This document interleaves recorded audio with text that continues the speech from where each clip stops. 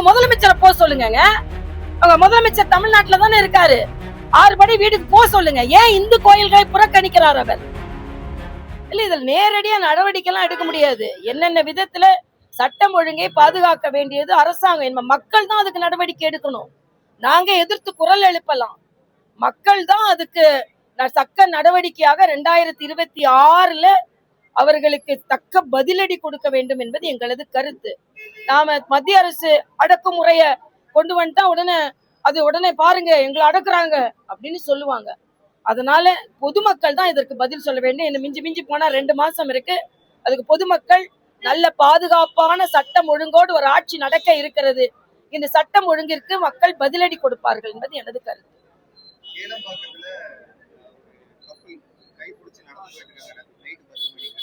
அந்த நேரத்துல வந்துட்டு ஒரு 4-5 பேர் வந்துட்டு அவங்க அசால்ட் பண்ணிருக்காங்க. கையை விட்டு நடங்கன்னு சொல்லிருக்காங்க. அந்த பொண்ணு எதிர்த்து கேள்வி கேட்டதுக்கு அந்த பையன் அடிச்சுட்டு அங்கிருந்து எஸ்கேப் ஆயிருக்காங்க. இல்ல, இது தொடர்ந்து நடைபெற்று வருகிறது. யாருக்கும் பாதுகாப்பு இல்ல. வயதானவர்களுக்கு பாதுகாப்பு இல்ல. சாலையில நடப்பவர்களுக்கு பாதுகாப்பு இல்ல. நேற்று உதயநிதி ஒரு கல்யாணத்துல போய் பெருசா பேசுறாரு. அங்கே போய் 2 பேரு அவருக்கு கொடி கட்டும் போது 2 பேர் உயிரிழந்திருக்கிறாங்க. மின்சாரம் தாக்கி உயிரிழந்திருக்கிறார்கள். இங்க ஒரு பேனர் விழுந்ததுக்கு நாம் காரணமா இல்லமா இருந்தா கூட எதிர்கட்சிகளை குறை சொல்லி கொண்டிருந்த ஸ்டாலின் இன்று 2 பேர் உயிரிழந்திருக்கிறார்கள். இதுக்கு என்ன பதில் சொல்றாங்க? ஆணவத்தின் உச்சத்தில் இருக்கிறார்கள். தனியா நடக்க முடியல, வயதானவர்கள் நடக்க முடியல, வயது பெண்கள் நடக்க முடியல, பள்ளி கல்விகள் பாதுகாப்பா இல்ல, கஞ்சா நடமாட்டம் அதிகமாக இருக்கிறது. கத்தி படிக்க வேண்டிய பள்ளிகளில் கத்தி வைத்திருக்கிறார்கள் மாணவர்கள். சாதிய வேற்றுமை. இன்னைக்கு திருமாவளவன் போன்றவர்களுக்கோ யாருக்குமே சமூக நீதியை பற்றி பேசுவதற்கு எந்த தார்மீக உரிமையும் இல்லை. நேற்று டைம்ஸ் ஆஃப் இந்தியா பத்திரிகை எடுத்து பாருங்க. டைரக்டர் ஆஃப் டெக்னிக்கல் எஜுகேஷன் அதன் மேல நடந்து இருக்கின்ற ஹாஸ்டல்ஸ்ல புழுக்கள் நெளிகிறது சாப்பாடுல. நேற்று போய் பாருங்க. எந்த ஹாஸ்டல்லையும் எந்த வசதியும் இல்ல. நான் தெலுங்கானால கேசிஆர் அந்த ஆட்சியை விட்டு போக வேண்டும் எப்ப நினைச்சேன்னா குழந்தைகளின் ஹாஸ்டல்ல போய் பார்க்கும்போது தான் நினைச்சேன். அதே மாதிரி ஒரு வன்மையான நிலை, கொடுமையான நிலை இன்றைக்கு இருக்கு. உயர்கல்வி அமைச்சர் என்ன சொல்றாரு அதுக்கு? ஆக எந்த துறை? நான் ஒன்னு சொல்றேங்க. ஸ்டாலினோட கூட்டத்துக்கு அவங்க அமைச்சரே வரமாட்டேன்றாரு.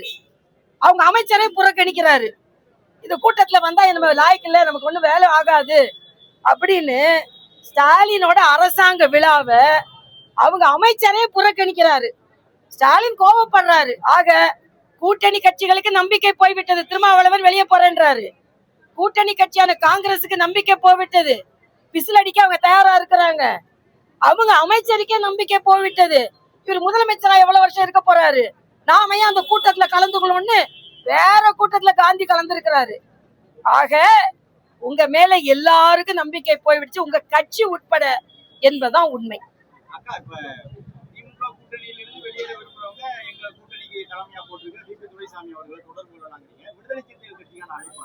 யார் வேணாலும் தொடர்பு கொள்ளலாம். அவங்களை அழைக்கல, இவங்களை அழைக்கல.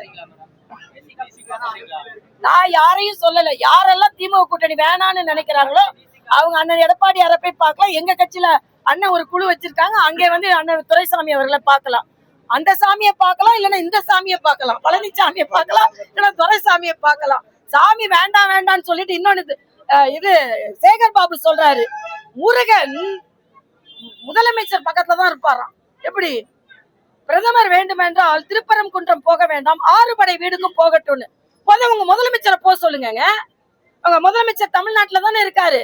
6 படை வீட்டுக்கு போக சொல்லுங்க. ஏன் இந்து கோயில்களை புறக்கணிக்கிறார் அவர்?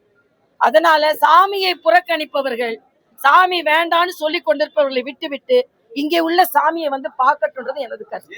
செய்திகளை உடனுக்குடன் தெரிந்து கொள்ள கீழ்கண்ட கேபிள் மற்றும் டிடிஹெச் நெட்வொர்க்குகளில் எம்நாடு செய்தி தொலைக்காட்சியை காணுங்கள்.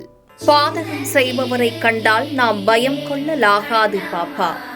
மோதி மிதித்து விடு பாப்பா, அவர் முகத்தில் உமிழ்ந்து விடு பாப்பா. அண்மை செய்திகளை உடனுக்குடன் தெரிந்து கொள்ள இணைந்திருங்கள் எம்நாடு தொலைக்காட்சியுடன்.